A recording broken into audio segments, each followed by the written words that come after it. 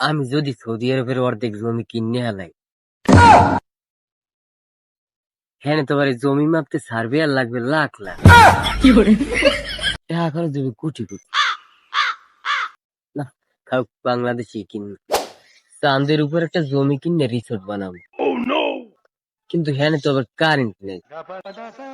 AC চালামি কেমনি?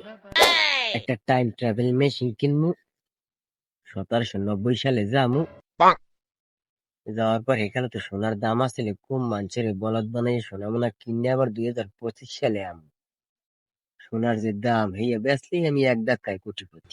আমার এটা বাইরে হাসো না, মাটির নিচে একটা রাজ্য বানামু, নাম রাখবো পাতাল। যেহেতু আমি রাজ্যটা বানাবো, আমিও ওই রাজ্যের প্রধানমন্ত্রী।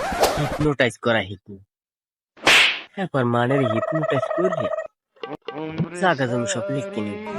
আমি সরকারের দায়িত্বে হারা দেশের তারের খাম্বাগুলো কিনে এলাম,